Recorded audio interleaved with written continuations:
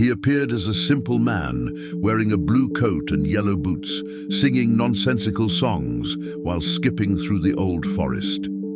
Yet he commanded ancient trees with a word, remained completely unaffected by the One Ring's power, and claimed to remember the first raindrop and the first acorn. Who, or perhaps what, is Tom Bombadil, Middle-earth's greatest unsolved mystery? In all my years studying the histories of Middle-earth, no figure has proven more elusive than the curious being known as Tom Bombadil. Absent from the popular retellings of the War of the Ring, yet pivotal in saving the ring-bearer at the outset of his journey, Bombadil remains a deliberate enigma, one that J.R.R. Tolkien himself refused to fully explain. Tom Bombadil is not an important person to the narrative, Tolkien wrote in a letter to his publisher. I suppose he has some importance as a comment. I mean, I do not really write like that. He is just an invention, and he represents something that I feel important, though I would not be prepared to analyze the feeling precisely. This intentional ambiguity has spawned countless theories over the decades. Some believe him to be one of the Valar in disguise, others a nature spirit unique to Middle-earth, and still others suggest he might be Eru Ilúvatar, the creator himself, walking among his creations. Through fragments of ancient texts, lost verses, and clues scattered throughout Tolkien's letters and unpublished manuscripts, I have spent years piecing together the most plausible explanations for this singing enigma. What follows is the most comprehensive analysis ever attempted of every major theory regarding Tom Bombadil's true nature. One of the most widely accepted theories holds that Tom Bombadil is a Maia, one of the lesser divine spirits who entered Arda at its creation to help shape the world. The Maiar included figures like Gandalf, Saruman, Sauron, and the Balrogs, though each manifested their power differently. Evidence supporting this theory comes from several sources.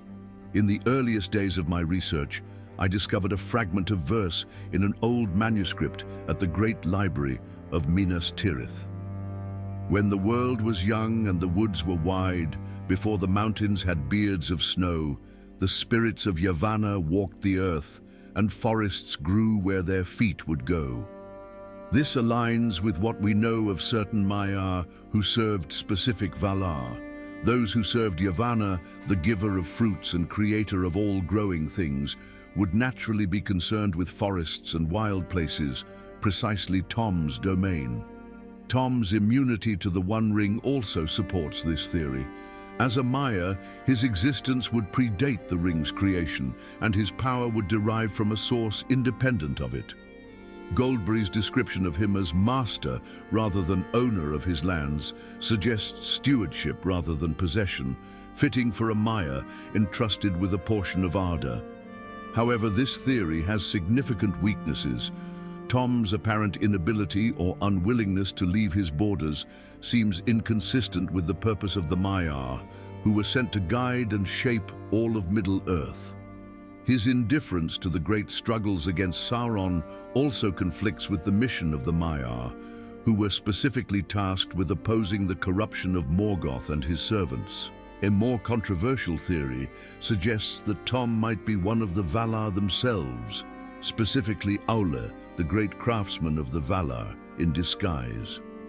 The primary evidence for this comes from Tom's demonstrated knowledge of the lore of stones and gems, which he displayed when discussing the Barrow treasures with the Hobbits. Aulë was the smith of the Valar, with special knowledge of the substances of the earth. Additionally, Aulë was known for his creation of the dwarves, demonstrating a willingness to act independently of the other Valar, perhaps explaining Tom's isolation from the broader conflicts of Middle-earth. I found supporting evidence in the private journals of a scholar from the early Fourth Age. The more I learn of the being known as Iarwain ben Adar, as the elves named him, the more I am reminded of the ancient tales of Aulë the Maker. Both share a deep connection to the substances of the earth, both cultivate rather than merely preserve, and both stand somewhat apart from the designs of their peers. However, the Vala theory faces substantial contradictions. The Vala had largely withdrawn from direct intervention in Middle-earth by the Third Age, making it unlikely that one would dwell permanently in a small corner of Eriador. Furthermore, Tom's focus on the natural world rather than craftsmanship seems inconsistent with Aulë's nature. Perhaps the most elegant explanation is that Tom Bombadil is a nature spirit, a unique entity born from Arda itself, rather than entering it from outside as the Valar and Maia did. The strongest evidence for this comes from Tom's own words.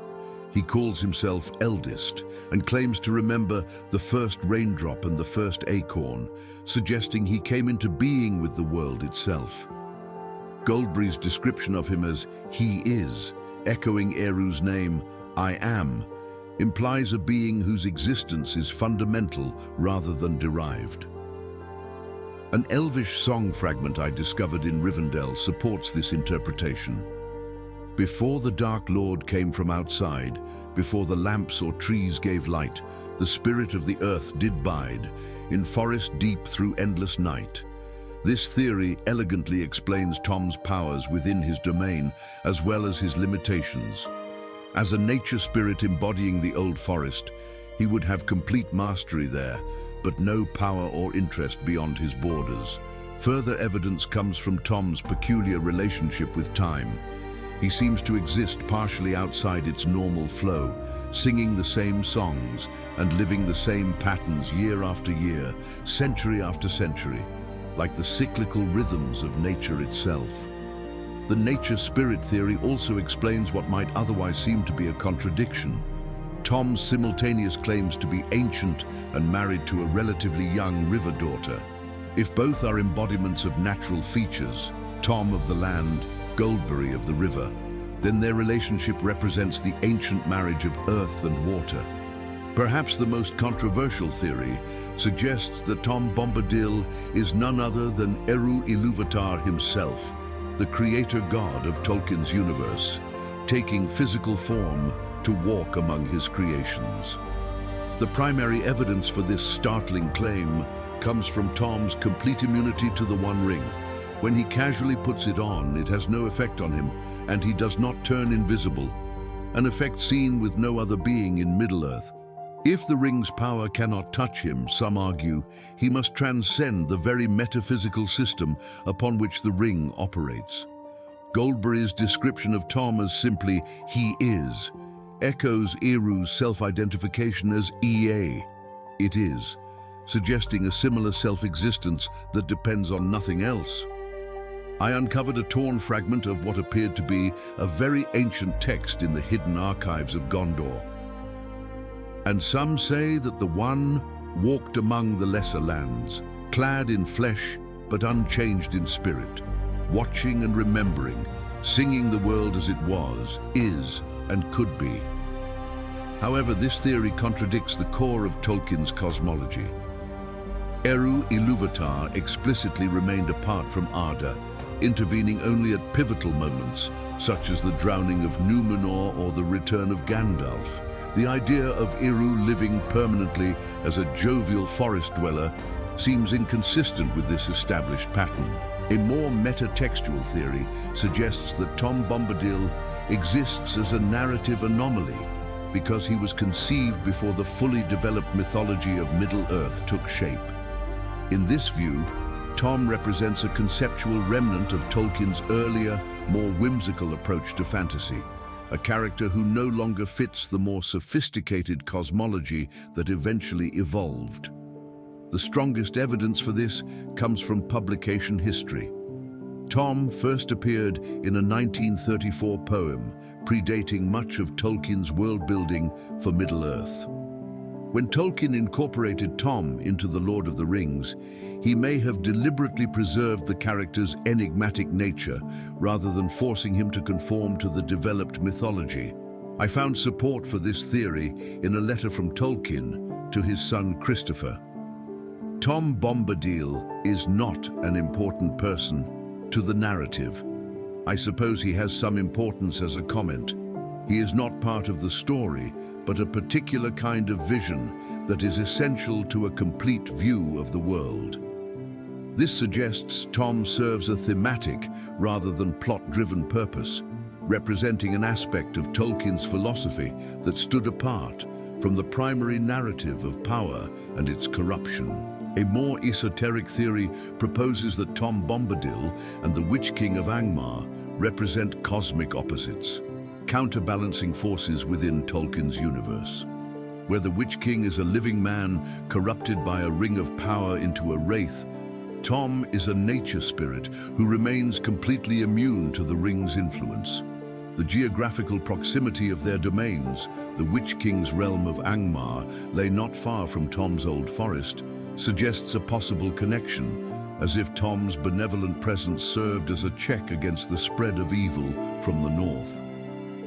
I discovered an obscure reference in the archives of the Rangers that seemed to support this connection. The watchful peace extended furthest in the lands nearest the Withywindle, where it dwelt that the shadow would not touch, though darkness pressed from the north and east alike.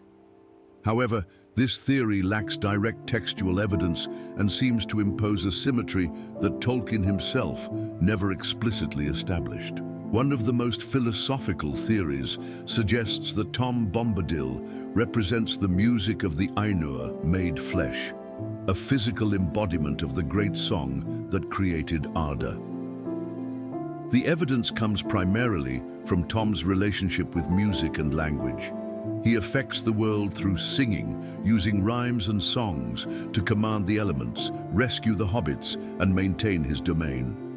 This mirrors the creation story of Tolkien's universe, in which the world was sung into existence by the Ainur. In a rare document I found preserved in an ancient elven case sealed with spells of preservation, a high elf of the First Age wrote, "There are echoes of the great music still to be found in the world, if one knows where to look." Some say the enigmatic being the Edain call Eowyn is not so much a singular entity as he is a chorus, the voice of the music itself, walking and singing as it did at the beginning of days. Tom's inexplicable abilities might thus be explained. He can command Old Man Willow because he sang the concept of tree into existence. The ring has no power over him because he precedes and transcends its magic. He remembers the first raindrop because he was present at, indeed was part of, the very creation of rain. A more localized interpretation suggests that Tom Bombadil is a genius loci, a spirit of place, specifically embodying the old forest itself. Rather than representing nature broadly, he would be the conscious manifestation of that particular woodland. The primary evidence for this comes from Tom's territorial limitations.